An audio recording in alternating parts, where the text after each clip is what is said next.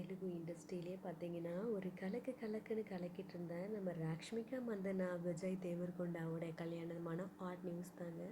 இது நிறைய பேர் நம்பவே இல்ல. இது மேரேஜ் இல்ல, ஜஸ்ட் ரூமர்ஸ் அப்படியெல்லாம் சொல்லிட்டு இருந்தாங்க. பட் ஒரு வழியா அவங்க 2 பேருக்கும் அவங்க நினைச்ச மாதிரியே வந்து பார்த்தீங்கன்னா, ட்ரீம் வெட்டிங் செலிப்ரேட் அவங்க 2 வீட்டோட சம்மதத்தோடு வந்து பார்த்திங்கன்னா இப்போ இந்த மேரேஜ் நடந்திருக்கு.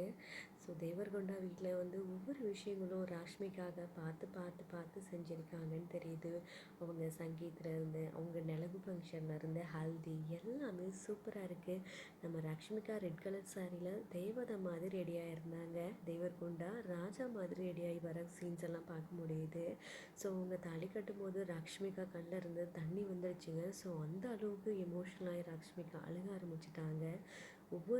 ஒவ்வொரு மூமெண்ட்டுமே வந்து பார்த்திங்கன்னா ராஷ்மிகா விஜய் தேவர்கொண்டாவும் அவ்வளோ சந்தோஷமாக என்ஜாய் பண்ணுறாங்க.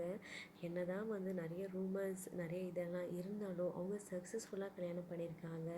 ஸோ யாரும் அவங்களை கிரிட்டிசைஸ் பண்ணாதீங்க. இந்த லைஃப் அவங்களுக்கு நல்லபடியாக அமையணும் அப்படின்னு ப்ரேயர்ஸ் அண்ட் விஷஸ் தான் நம்ம கொடுக்கணுமே தவிர இது எத்தனை நாள் பார்க்கலாம், இதெல்லாம் ஒன்றும் வேலைக்கு ஆகாது, டிவோர்ஸ்க்கு வந்துடும், சமந்தாவே இப்படி தான் பண்ணிட்டாங்க, ஸோ நீங்களும் இப்படி தான் பண்ணுவீங்க, அந்த மாதிரி ரூமர்ஸ் எல்லாம் வேண்டாங்க.